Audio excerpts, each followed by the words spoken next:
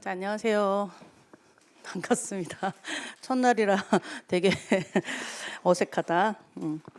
앞으로 내세법 강의 진행하게 될 남정선 세무사라고 합니다. 이제 교재는 우리 이제 보라색 올해 나온 교재를 가지고 할 거고요. 관세사 1차 시험 과목 중에서 내국소비세법은 이제 뭐 전략적으로 선택을 어떻게들 하시는지는 모르겠는데 기본 점수 뭐 한 최소한 65에서 70 정도는 뭐 기본만 하셔도 받으실 수 있고, 작년에 이제 우리 수업 들었던 학생 같은 경우는 너무 열심히 해서 그렇게까지 열심히 안 해도 되는데 했었거든요. 근데 90점 넘었다고. 그래서 그럴 줄 알았다 내가. 근데 기출 문제만 하셔도 한 80점 가까이 커버가 돼요. 근데 이제 그 다들 원래 관세법이 본인들 메인 과목이다 보니까 이거는 조금 좀 잘 모르는 영역이기도 하고 해서 되게 심리적으로 부담감을 느끼시는 분들도 많으신데요. 성실하게만 하시면 사실 내국소비세법 70에서 80 이상은 충분히 가능합니다. 근데 이제 뭐 너무 부담을 뭐 암기할 게 너무 많아서 힘들다 그러면 조금 전략적으로 한 65에서 75 사이 얻겠다 하시는 분들도 계신데, 일단 목표는 80점 이상은 잡고 가세요. 선생님들마다 그렇게 너무 높게 얘기하지 말아라 이러신 분도 계시는데, 저는 내국소비세법 파트는 기본으로 성실하시기만 하면 그 정도 점수 나오는 것 같거든요. 일단 설명드릴게요. 자, 책 보셔서 아시겠지만 내국소비세법이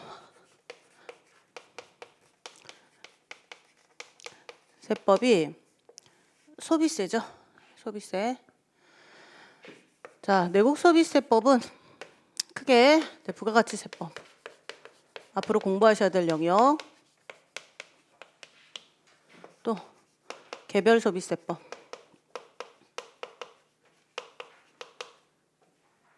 주세법. 자, 이렇게 3개의 법으로 구성됩니다. 이제 공부하실 게 이제 부가가치세법이 총 객관식 40개 문제 중에서 어차피 1차에만 있는 과목이니까 일단 나중에 실무로 가면 부가가치세를 잘 하셔야 돼요. 실무에서는 되게 중요하긴 한데 일단 합격을 해야 되잖아요. 그래서 일단 1차에 맞게 전략적으로 이제 그 수험 목적으로 세법 시험을 잘 보는 걸 목표에 두고 이제 공부를 하시면 되고요. 실무상으로는 부가가치세가 상당히 어려운 과목이긴 한데 시험 보는 거는 충분히 이제 점수 잘 받으실 수 있어요. 이 중에 이제 30개. 얘가 예전에는요 5개 정도 나왔었는데요. 최근 들어서 6개, 4개. 앞으로 저는 이렇게 낼 거라고 생각을 하거든요. 네, 일단 이 작년 올해는 6개, 4개. 거의 이렇게 정형화 될 겁니다. 그 2년 전부터 6개, 4개긴 한데 이유가 있어요. 이건 좀 이따 설명드릴 거고요. 자, 부가가치세법 30개. 만약에 여기서 시험 문제가 어렵게 나온다 그러면 주세법은 지금 어렵게 낼 게 없고, 좀 어렵다기보다 여러분 외우기 싫어하는 영역일 수는 있겠지만 내용상 어려운 거는 부가가치세법에서 한 뭐 2-3개, 개별소비세법에서 1개 정도 좀 어려운 문제가 나올 수는 있는데, 우리 부가가치세법은 계산 문제가 요새 좀 늘어나는 추세예요. 그래서 여기는 이제 개별소비세 주세는 계산은 안 하고 암기만 하시면 되고, 당연히 이해는 기본 전제로 해서 암기성 문제와 약간 응용 문제, 사례 문제죠. 여기는 그냥 암기만 하시면 돼요. 암기만 하시면 되고, 그래서 그 절대적으로 부가가치세법의 비중이 커요. 부가가치세법의 비중이 크고, 개별소비세법, 주세법은 내용 자체가 어렵지 않고요. 외울 게 많아요. 근데 외울 게 솔직히 부가가치세법 전체 분량에 비하면 그러니까 비교해서 문제 대비로 봤을 때는 얼마 안 돼요. 근데 그래서 개별소비세법하고 주세법은 좀 외울 게 많되 내용 자체는 어렵지 않으니까 수업의 순서는 1번, 2번, 3번 책에 있는 순서대로 진행을 할 거고요.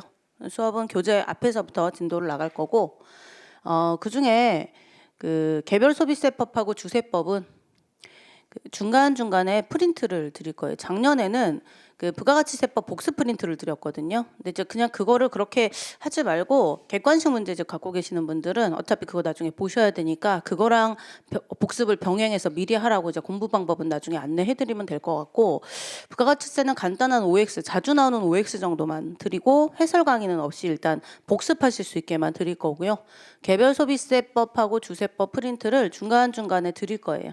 중간중간에 드리면 그 번호 매겨서 드릴 거거든요. 그러면 걔는 거의 얘를 수업에 뭐 사실은 우리가 공부 시작해가지고 종강하고 객관식하고 시험 들어갈 때까지 시간이 꽤 있어요. 근데 이제 그 개별소비세법, 주세법이 전혀 뭔지 모르는 상태에서 얘가 이제 워낙에 양이 많다 보니까 양이 많거든요. 그래서 이거를 하다가 이거 끝나고 이쪽으로 넘어오면 이제 지쳐가지고 못 외우세요.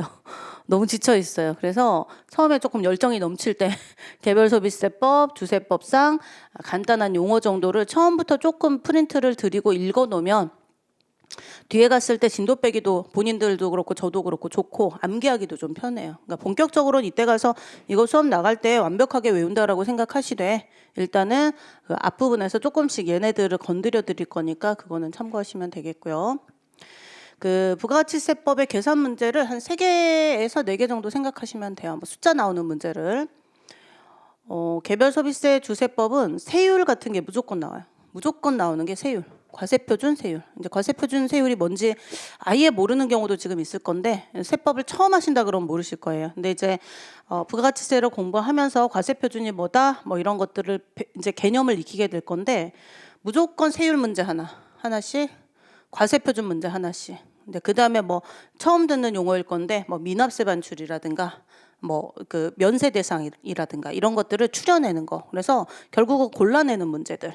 외우는 것밖에 없어요. 여기는 대부분. 이해 내용이 어려운 건 아니고요.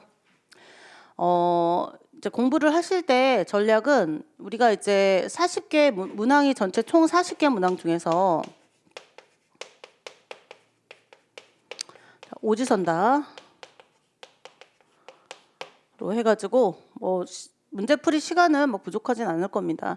몰라서 못 푸는 거지. 40개 문항에 오지선다에서 일단은 기본 이론을 먼저 이번 시간에 하시는 거고요. 이번 수업 때 하시는 거고 이게 끝나고 나면 이제 객관식하고 나아가서 마지막 마무리로 뭐 OX 정도 하시고 나서 이제 시험장에 들어가시는데 모의고사는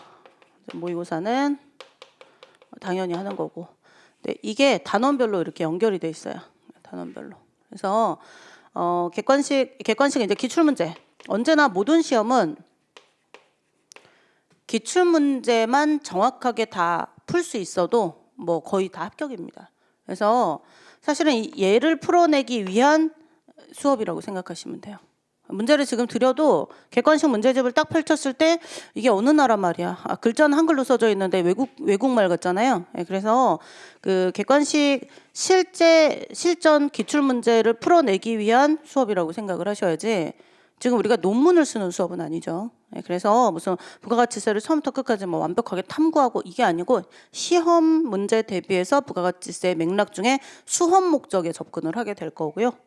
모의고사는 기출 문제가 외워진 상태에서 걔를 응용해서 바꿨을 때 안 틀려야 진짜로 정확하게 이해한 거죠. 그리고 기출 문제를 복사해서 붙여갖고 시험 문제를 내진 않을 거 아니에요. 기출문제에서 거의 80%는 작년 문제, 그러니까 기존에 나왔던 기출문제 범위 내에서 나와요. 실제로. 네, 그래서 일단 새로운 문제는 해봤자 뭐 한 2-3문제. 예전에 나왔던 문제들이 다 나오거든요. 다만 숫자를 바꾸거나 약간 표현을 바꾸거나 아니면 옳은 것을 고르라고 했다가 옳지 않은 것을 고르시오 이러거나. 그래서 일단 가장 메인은 그 기출 문제가 될 겁니다. 근데 그걸 항상 기억하고 계시고요. 우리가 이제 주관식까지 갈 게 아니고 객관식만 딱 하고 합격할 거기 때문에 이렇게 알고 계시고 모의고사를 통해서 객관식에서 공부한 내용을 다시 복습하되 실전에 가면 좀 약간 시험 시간 잘 못 짜고 시험 시간 대비 이제 좀 약간 그 뭐랄까 효율적으로 답을 잘 도출 못하시는 경우가 있어요. 그 연습하셔야 돼요. 예, 그래서 백날 연습해봤자 마킹 틀릴 건 공부하지 마세요. 그래서 제가 맨날 이제 좀 이렇게 약간 냉정하게 얘기하는데 마킹을 2-3개씩 틀려갖고 오는 경우가 있어요. 아니 마킹을 틀릴 거면 뭐 하려고 공부하냐. 그거 하나 맞추려고 얼마나 노력을 많이 하는데, 그래서 마킹 같은 거 절대 틀리시면 안 돼요. 그래서 그런 거를 사실 자기가 어디를 자꾸 실수하는지, 시간 내에 마킹을 자꾸 어디를 고치는지, 뭔가 계속 고치는 게 습관이 돼 있다 그러면 그거 빨리 고치셔야 돼요. 그래서 그런 것까지 같이 내용뿐만이 아니라 실전 대비해 가지고 자기 실력보다 더 높은 점수를 뽑아내는 걸 훈련을 하는 겁니다. 자, 부가가치 세법은요, 이제 뭐 문제 개수는 됐고, 자, 부가가치 세법은 일반 소비세입니다. 지금 우리가 하고자 하는 게 뭐죠? 소비세죠. 소비세. 자, 부가가치 세법의 별명은 일반 소비세라고 하고요. 개별 소비세는 그냥 일반 소비세하고 반대되는 개념이에요. 특별히 사치성 물품에 대해서만 과세를 합니다. 그래서 사치성 물품에 대해서만 과세하는, 옛날에 이름이 처음에 얘가 개별 소비, 지금 현행은 개별 소비세고요. 원래 특별 소비세였어요. 이름이 2007년까지. 그래서 특별한 물품. 그래서 부가가치세랑 개별 소비세가 분명히 어떤 물건에 대해서 과세를 하는데, 사치성 물건이면 부가가치세와 개별 소비세 둘 다 과세하고, 사치성 물건이 아니면 부가가치세만 과세를 하는, 어찌됐건 제가 오늘 뭘 안 갖고 왔네? 뭐 볼펜을 하나 샀다. 볼펜이 1,100원이다. 그러면 이 볼펜이 1,000원짜리가 뭐 사치성이다 이러긴 쉽지 않잖아요. 사치성 재산은 열거돼 있습니다. 그래서 이거를 뭐 1,100원을 주고 샀다 그러면 100원이 부가가치세고 개별 소비세는 없어요. 그걸 이제 알아차리셔야 되는 거고. 자, 주세법의 경우에는요, 개별 소비세가 고급 물품, 고급 시계, 고급 가구 이런 데 과세하는 거거든요. 뭐가 고급 가구냐? 이거는 이제 거기 가서 배우기로 하고. 고급 술이면 여기로 갈까요? 주세로 올까요? 고급 술. 와, 지난주에 진짜로 발렌타인 23년 친구가 그걸 제주도 갔다 오면서 사갖고 와갖고, 야, 이게 소맥이나 먹지 뭘. 발렌타인, 야, 30년 갖고 갈 거 아니? 뭐, 내 싼 입에 뭐 그렇게 비싼 거 갖고 오죠. 100만 원짜리더라고요. 그래서, 야, 싼 거 갖고 와. 그랬더니 23년을 갖고 왔어. 둘이서 그 한 병을 다 먹었거든요. 우리 집으로 놀러 와가지고, 남편은 그러니까 같이, 남자 사람 친구인데 대학교 동기인데 남편이랑 같이 만나서 놀아요. 근데 우리 집에 와서 같이 먹는데 자기는 운전해준다 그래서, 네, 먹지 마, 아까우니까. 이러고, 둘이, 제가 한 반 병은 아니고 한 40% 정도는 먹은 것 같아요. 처음에는 그냥 한 잔만 딱 하고 그냥 아이들도 있는데 이랬는데, 확실히 비싼 술이 좋긴 좋더라. 어떻게 OT 수업하면서 막 술자랑. 다음날 멀쩡하게 20대 몇십 년 만에 지금 멀쩡하게 깨어났어요. 양주 반 병을 마시고. 자, 고급 술이다. 이걸로 갈까요? 이걸로 갈까요? 고급 술. 시험 문제. 고급 술은 개별 소비세가 과세된다? 그럼 틀려요. 고급 술은 고급은 고급인데 그러나 저러나 지가 술이지 뭐야. 그렇죠? 그래서 걔는 주세법이다. 기출문제 한 2번 정도 나온 질문이에요. 그래서 자, 주세법은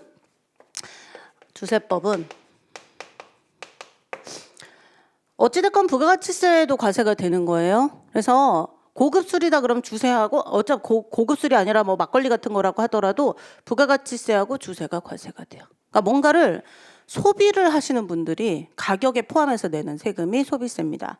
자, 세금을 한번 분류를 좀 해볼게요.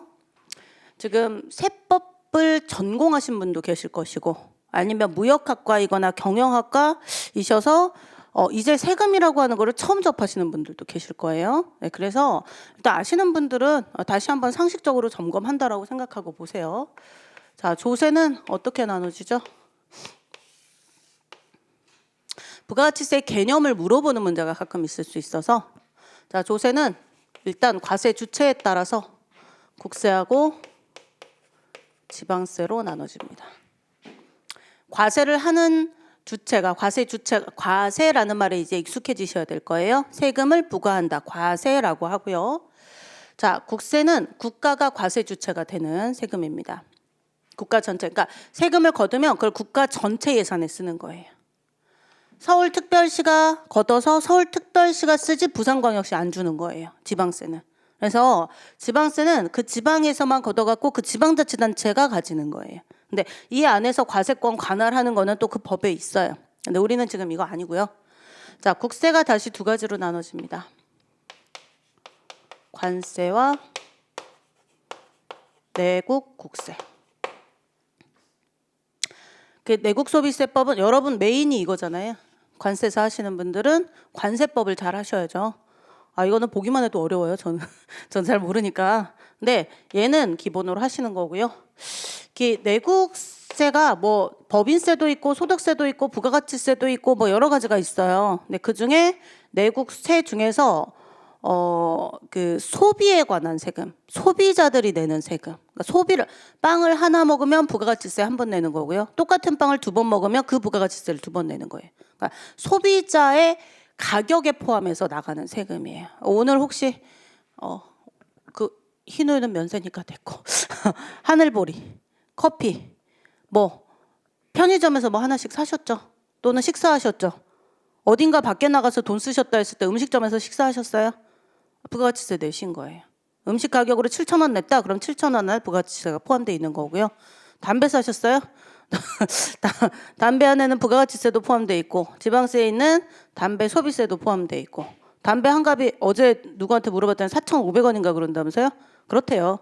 왜 고개를 끄덕거리지? 알고 있는 거야? 자, 담배 한 갑에 4,500원인데 그중에 담배 소비세가 1,007원.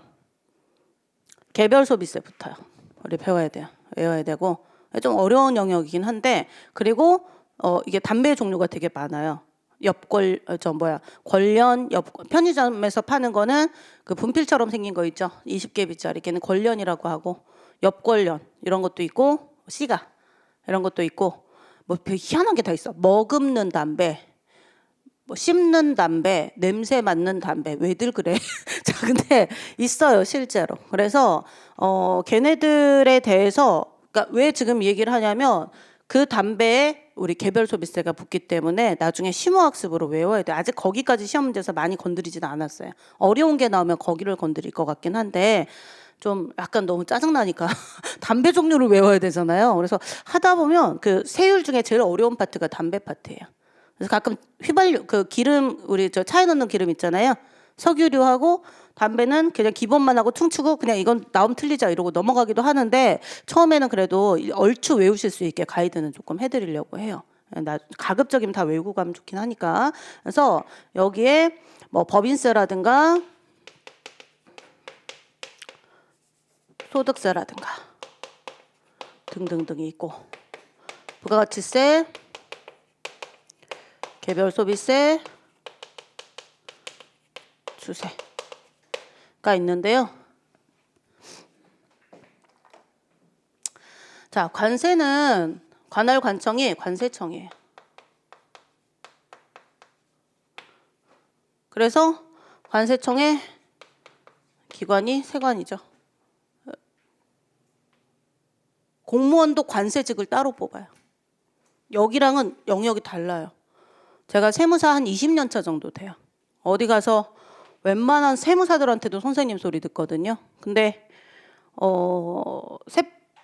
내국세는 웬만한 거는 다 커버를 해요. 그냥 특히 뭐 법인세, 소득세, 부가가치세 이런 거 거의 외우고 있고. 근데 관세는 1도 몰라요. 진짜 한 태기도 몰라요. 저희 이제 아는 관세사님한테 여쭤보거나 하고 나서 가끔 선생님들께 여쭤보거나 무역 관련된 거 잘 모르고 아니 내 영역만 하기도 바빠 죽겠어. 네, 그래서 서로 이제 협업하는 거죠. 영역이 달라요. 공무원도 따로 뽑아요.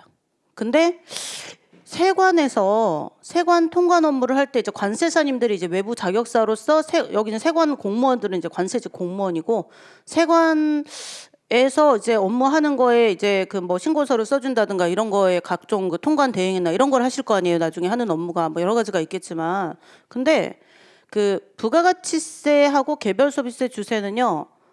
저희 국세청에서 하는 일인데 세관에서 걷어주거든요. 수입하는 물품에 대해서. 그럼 거기 세무사들이 껴요? 아니요, 안 껴요. 관세사님들이 하시는 거예요. 모르시면 안 돼요. 그러니까 객관식용으로 지금 수험 목적으로 공부를 하셔야 되긴 하는데 기본 맥락은 정확하게 개념은 잡고 가셔야 돼요. 나중에 이거 업무할 때 얘가 사이즈가 커가 금액이 크다 보니까 조금 사고 치는 수가 있어요. 사고라고 하면 좀 그렇지만. 자, 하시고. 자, 이 내국세는요, 국세청이에요. 국세청은 지방국세청, 세무서. 그래서 시험 문제에서 세무서 우리 내세법에서는 이게 이제 이 파트잖아요. 관세 공부하실 때는 관세청장, 세관장 이렇게 나올 거를 그 관청 자리에 우리는 관세청장이 아니고 국세청장, 세무서장. 지방은 중간에 이름 똑같으니까 아실 거고. 네, 그래서 국세청장, 세무서장, 지방국세청장 뭐 이런 식으로 나와요. 그래서 그 부가가치세, 부가가치세, 개별소비세, 주세를 공부하실 때 관할 관청 이름이 납세지 관할 이런 게 나온다 그러면 항상 국세청, 지방국세청, 세무서 셋 중에 하나가 나올 것이다. 관세는 관세 쪽에서 잘 배우실 거니까 제가 이제 언급해 드릴 필요는 없을 것 같고, 자, 그래서 그 중에서도 소비에 관한 세금, 이거 말고도 사실 교통에너지환경세라고 하는 것도 있어요. 우리 유류세라고 하는 기름값에 붙는 세금 있잖아요. 그래서 우리가 세금이 하나예요. 교통세, 에너지세가 아니고 교통에너지 환경세라고 하는 게 있는데 우리가 하는 거는 이 세 가지이다. 자, 그러면 자, 부가가치세라고 하는 거는요, 오늘 이제 할 거지만 소비를 하는데 어떤 소비에 대해서 과세를 하는가. 자, 부가가치세는 자, 재화 용역이라는 용어 아시죠? 관세 안 했나? 자, 재화, 물건 권리를 재화라고 하고요. 용역은 서비스, 임대. 우리 부가가치세에서 배울 거예요. 그래서 대한민국에서 소비하는 모든 재화와 모든 용역이 과세 대상이에요. 과세 대상. 자, 개별 소비세는요,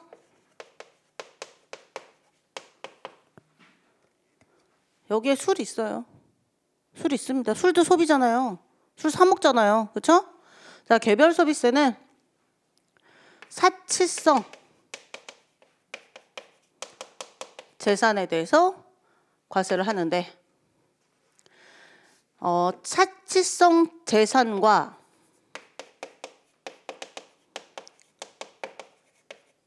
과세 유흥 장소, 과세 유흥 행위 등. 카지노에 가셨어요? 카지노 가지 마세요. 또 뭐 나도 안 가봤어. 수업할 때 내내 한번 가볼까 이러긴 하는데 뭐 이거 가봐야 아는 건 아니니까. 카지노에 입장하셨어요. 과세 유흥 장소예요. 투정기를 슬롯머신 가지 마세요. 그런 애들, 그런 거 유통. 또 술집, 간단하게 맥주 한 잔 드세요. 맥주 한 잔, 소주 한 잔 드시지 룸사롱 가지 마세요. 가게 되면 어쩔 수 없는 거지. 근데 룸사롱 그런 개념들 우리가 이제 대강 들으면 뭐 어디 클럽, 버닝썬 이런 데들, 그런 데들이고, 일반적인 맥주집은 그냥 이것만 있는 거예요. 자, 하시고. 주세는요, 그냥 술. 네, 술인데 항상 여기도 부가가치세를 면제한다 그러면 면세라고 해요. 개별 소비세 면제한다 그러면 면세. 여기도 각각의 세금을 면제하는 규정이 있긴 있어요. 근데 일단 기본적으로 이렇게 갈 거고요. 그러면 예를 들어서 제가 옷 말고 뭐 침대를 300만 원짜리를 샀다고 할까? 침대를 300만 원짜리를 샀어요. 부가가치세 붙을까요? 붙어야 모든이잖아요. 내가 소비하는 자가 내는 거예요. 조금 이따 간접세 특징 말씀드릴 거고. 개별 소비세 붙을까요? 침대 300만 원짜리 침대면 약간 사치성인가 아닌가? 요새 뭐 30만 원짜리도 있던데 보니까. 허리 아플 것 같기도 하고. 자, 300만 원짜리 침대 사치성일까요? 500만 원 넘어야 돼요. 그건 이제 우리가 외워야 되는데 500만 원 넘어야 되네요. 한 세트에 700만 원짜리. 아니야, 한 세트에 800 넘어야 돼. 한 세트에 800만 원. 시계. 아니 뭐 2억짜리는 당연히 고급 시계겠죠. 고급 시계. 아, 시계 약이 다 돼가지고 갈러 갔더니 큐빅이 빠졌다고 가세요. 그래서 그냥 어쩌다 큐빅 있는 걸 선물 받아가지고 하나 살까 싶은데 한 15만 원, 20만 원 정도 될 것 같아요. 고급 시계예요. 아니 제가 이렇게 이 나이에 수능 시계 할 수는 없잖아. 만 원짜리. 저 제일 좋은 건 그건데 사실 거래처에서 가면 샘삼이 요새 돈 못 벌어요 이래갖고 짜증나. 그래서 그냥 기본적인 거는 하고 다니거든요. 근데 원래 시계를 사고 다니는데 지금 약이 떨어져가지고 약도 떨어지고 큐빅이 빠진 게 너무 티난데요. 그래서 뭔 상관이야 이랬는데 그 너무 없어 보니까 하지 말라고 우리 직원이 그래가지고 일단은 그걸 AS를 받을지 아니면 그냥 한 15만 원짜리 하나 살지 좀 고민 중이야. 15만 원짜리 고급 시계예요. 그 정도는 아니야? 그럼 100만 원? 얼마 정도 넘으면 고급 시계라게? 억 단위는 좀 너무하잖아. 그건 이미 고급이고 200만 원. 금액을 외워야 돼요. 그러니까 그건 단순함기잖아요. 그러니까 처음부터 프린트 드려도 외울 수 있잖아요. 나중에 가서 한꺼번에 몰아서 외우려면 짜증나니까 부가가치세 할 때 제가 드린다는 거고. 자, 제가 왜 지금 개별 소비세 시계가 제가 말씀드리는 뭐 수능 시계는 고급 시계 아닌 거 확실하고 수능 시계는 얘만 붙어요. 시계가 술은 아니니까 주세는 안 붙을 거 아니에요. 그렇죠? 그래서 예를 들어 뭐 한 1억짜리 시계다. 그러면 부가가치세도 내는 거고 개별 소비세도 내는 거. 따로 내는 게 아니고 가격에 포함되어 있는 거예요. 가격에 포함되는 겁니다. 캠핑카. 내가 어저께 지난주 금요일 날 친구랑 이렇게 창밖을 이렇게 보면서 야, 우리 주차장에 웬 캠핑카가 이렇게 많냐. 가끔 위치가 바뀌는 걸로 봐서는 캠핑을 다니시는 것 같긴 해요. 부럽다. 그냥 그러고 있었는데 저거 하나 살까? 그랬더니 친구가 서라 저거 유지비가 더 든다. 너 돈 있어? 얼만데? 저거 한 3천만 원이면 사는 거 아니야? 이랬다가 요거도 먹었거든요. 와, 검색했더니 1억 6,500이더라고. 저거 어느 집 차야? 되게 부잣집이네? 아니 자기 원래 회사 갈 때 타는 차는 있을 거 아니에요. 제 주차료 받아야 되는데 막 이러면서 막 제가 뭐라고 약간 질투하면서 막 그랬었는데 1억 6,500. 가격 안에는 부가가치세 포함되어 있고요. 개별 소비세 포함되어 있습니다. 좋아요. 트럭. 포타2. 농촌에 가면 시골에 볼 수 있는 트럭들 있죠. 그 트럭은 사치성인가요? 간지날라고 트럭 타세요? 있어 보여? 트럭 타더니 생업이죠. 생업. 그래서 트럭은 얘는 붙어요. 얘는 무조건 다 붙는 거예요. 그러니까 부가가치세법 안에서 너는 나가 하고 너무 심각한 면제해줘야 되는 다 쌀은 먹잖아. 그래서 일단 쌀이라든가 몇 가지 면세를 부가가치세에서 면세, 그럼 부가가치세만 면제되는 거고 개별 소비세에서 면제, 그러면 얘는 기본으로 깔린 상태에서 개별 소비세만 면제하고 이런 식으로 가는데 일단 자, 캠핑카는요 개별 소비세 과세 대상입니다. 트럭은 개별 소비세 과세 대상이 아니고요. 차 중에서 승용차 중에서 작은 차 있죠. 모닝. 걔가 998인가 997cc 나와요. 100이랑 1000cc 안 나오는 애들. 경차는 사치성이라고 보기에는 조금 약하죠. 그래서 1000cc 초과 차량으로 적혀 있습니다. 뭐라고 했죠? 제가 적혀 있습니다. 개별 소비세는 사치성 재산이냐 아니냐를 구분해야 되죠. 그렇기 때문에 법의 과세 방법 중에 하나인데요. 얘는 사치성 재산을 열거하고 있다. 법에 적어놔야 과세를 할 수 있다 이겁니다. 근데 부가가치세는 약간 이제 개념이 완벽하게 뭐 열거주의, 포괄주의 이런 용어를 쓰지는 않아요. 근데 공부하실 때 방법을 알려드려야 돼서 부가가치세 같은 경우는 모든이죠. 모든. 그래서 뭐 전기 과세하고요. 가스 과세하고요. 열 이런 것도 과세하고 상표권도 과세해요. 거래하면. 근데 과세를 하는데 세금을 내도록 한다. 그런데 그러면 부가가치세법 안에 거래 대상이 되는 그 소비의 대상이 되는 모든 품목을 적어 놓을 수 있을까요? 못 적어요. 그래서 여기에서 사례는 제공을 할 수 있지만 약간 포괄주의 개념이에요. 개념 자체가. 우리 법인세, 소득세 혹시 예전에 뭐 세법개론 들으셨던 분들은 뭐 열거주의, 포괄주의 알고 계실 수도 있는데 과세 대상을 규정하는 방식이 법에 하나하나 적어줘야 과세할 수 있는 게 열거주의고요. 법에 안 적어놔도 그냥 그 개념 안에만 들어가면 과세하는 게 포괄주의인데 부가가치세는 모든 재와 모든 용역을 과세하는 게 기본 원칙입니다. 그래서 면세 대상으로 규정돼 있지 않는 한 부가가치세는 무조건 붙는 거예요. 그래서 얘는 술에도 붙는 거고 캠핑카에도 붙는 거고 트럭에도 붙는 거예요. 부가가치세가 그래서 제일 중요한 거예요. 어디에나 다 낄 때 안 낄 때 다 껴 있으니까. 그런데 개별 소비세는 술을 제외한 고급 물품, 사치성 재산으로 열거돼 있는 거, 과세 유흥행위 이런 것들에 대해 과세를 할 건데 그럼 보석이다 그러면 보통 비싼 거잖아요. 보석은 보통 비싸니까 보석은 과세를 해요. 그런데 그 보석도 종류 나름이죠. 일단 그 흙에서 캔 원석, 나석, 그러니까 얘가 돌멩인지 보석인지 우리는 모르잖아요. 근데 전문가가 보면 오 이렇게 비싼 좋은 물건 이럴 수 있죠. 걔를 갈고 다듬어야 보석이 되는, 우리가 생각하는 보석처럼 반짝반짝 빛나는 게 되는 건데 그럼 나석을 과세할 거냐? 아니 너는 아니야. 이런 식으로 하나씩 다 규정을 해줬어요. 그러니까 여기는 과세 대상은 여기가 훨씬 많아요. 사례 문제는 내려면 엄청나게 많죠. 그런데 시험 공부를 하실 때는 여기가 열거주의라 과세 대상을 여기서 다 적어놨거든요. 법에 적혀 있는 것만 과세를 하니까 얘는 외우면 틀릴 수가 없어요. 그러니까 공부하시면 틀릴 수가 없어요. 약간 이제 그래서 아까 한두 개 어려운 게 나온다는 게 담배에 대한 세율 이런 거 너무 일일이 다 외우려면 짜증나잖아요. 그거 하나 제낄까? 막 이런 생각이 드는 그런 부분들이 시험 문제에 나오면 어려운 거고 내용을 막 복잡하게 응용하거나 하진 않아요. 그래서 주세도 당연히 열거가 돼 있겠죠. 뭐 주세는 뭐 어차피 얘가 술이니까 뭐 음료수에다가 주세로 과세하지는 않을 거예요. 그래서 얘는 뭐 한 1도가 넘어가는 거를 술이라고 해요. 그래서 그냥 어찌됐건 이건 나중에 할 거고요. 그래서 얘랑 얘가 좀 특수한 부가가치세를 기본으로 깔고 거기에 사실은 추가가 되는 세금이다. 근데 그럼 소비는 어떻게 하는가? 자, 판매자가 있습니다. 판매자가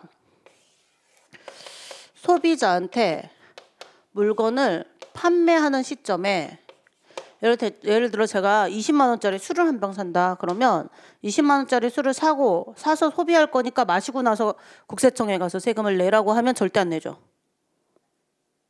아니 내가 술 마시는데 국가가 날 도와준 게 뭐가 있어. 이렇게 생각되잖아요. 그래서 소비세의 특징이요. 조세 저항이 굉장히 커요. 가만 냅두면. 조세 저항, 세금을 내가 왜 내야 되는데 이렇게 가는 거예요. 그래서 소비세들은 지금 이 3종 세트 다 마찬가지로 어떻게 하는 거냐면 소비자가 판매할 때 가격에 포함해가지고 세금을 판매자한테 내는 거고요. 판매자가 그걸 걷어서 내는 거예요. 근데 이제 부가가치세는 개별 판매자가 소비자랑 만나는 판매자들이 다 걷어서 내는데 개별 소비세하고 주세는 이게 이제 특히 주세 같은 경우는 술에 대해서 국가가 되게 관리를 좀 굉장히 엄격하게 하고 있어요. 옛날에 뭐 국사 같은 거 보면 뭐 술을 집에서 막 못 빚게 하고 그냥 곡식이 부족하니까 그래서 막 밀주 같은 거 만들어서 팔고 막 이런 거 나오잖아요. 그래서 술 자체를 국가가 엄청나게 이제 엄격하게 관리를 하고 있는데 그래서 주류 면허 같은 거를 다 따고 해야 돼요. 그냥 그런 거 안 하면 다 불법이거든요. 그래서 일단 원칙적으로 부가가치세는 그냥 판매자가 소비자한테 가격에 포함해서 그냥 받아서 그때그때 내게끔 하는 제도를 가지고 있는데 이 개별 소비세도 고급 물품이고 주세도 약간 좀 특수한 어떤 재화다 보니까 얘하고 얘는요 공장에서 완성돼 갖고 공장에서 끄집어내는 걸 반출이라고 하거든요. 공장에서 반출되는 시점에 아예 과세를 해버려요. 제조자 단계에서 과세를 해버려요. 그래서 얘네들은 반출 시점 과세고요. 얘는 판매하는 시점 과세예요. 그게 조금 달라요. 하지만 결국은 소비자한테 어떻게 된다? 가격에 포함돼서 소비자가 내는 시스템이고 소비자가 직접 국가에 갖다 대는 게 아니에요. 자, 얘네들 셋은요. 세금을 부담하는 자를 담세자라고 하거든요. 담세자는 누구? 소비자이다. 그러니까 소비세죠. 근데 국가에다가 세금을 갖다 내는 자는 납세무자라고 하는데 얘는 소비자가 아니죠. 그래서 자 부가가치세의 경우에는 재화를 공급하고 판매를 공급이라고 합니다. 재화를 판매하고 용역을 판매하는, 재화를 공급하고 용역을 공급하는 사업자가 납세무자가 되고, 개별 소비세는 어떻게 공장에서 반출, 만들어서 반출하는 자가 아예 반출 단계에서 공장에서 반출하는 게 국가가 관리하기가 편하잖아요. 현대자동차에서 뭐 제네시스를 전국에서 100명이 뽑았다. 2023년 7월 달에 전국에 100개가 판매가 되었다. 그럼 현대자동차 전국이 제주도도 있을 것이고 새로 차 뽑으신 분들 제네시스 또 서울에도 있을 것이고 경기도 충청도에 다 있겠죠. 그럼 그 사람들을 관리하기가 쉽지가 않아요. 근데 우리나라에서 자동차를 만들 수 있는 회사는 몇 개 없잖아요. 그 제조 공장을 관리해버리면 되잖아요. 제조하는 회사를. 그래서 공장에서 반출하는 시점에 차가 100대가 반출됐다. 그러니까 현대자동차 돈 니들이 먼저 내고 나중에 가격에 포함해서 받아. 이렇게 가는 거예요.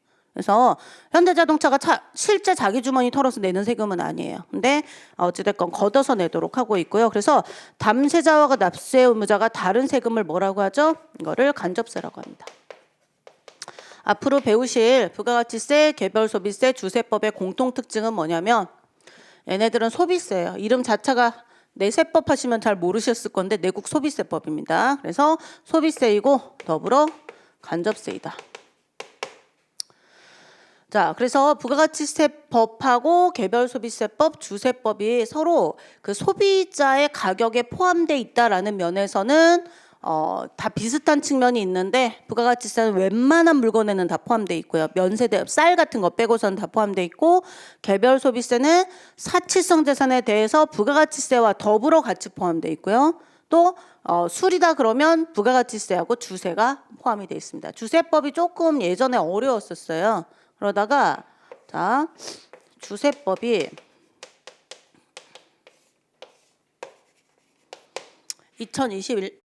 2021년도에 얘가 이제 주세법 개정되고 나서 이름이 지금 주류 면허에 관한 법률. 나 이름이 주류 면허에 관한 법률과 무슨 얘기죠? 주세법 안에 있던 내용 중에서 주류 면허를 받은 자들만 술을 만들 수가 있거든요. 술을 만들어서 판매하는 거 아무나 하시면 안 돼요. 그거 불법이에요.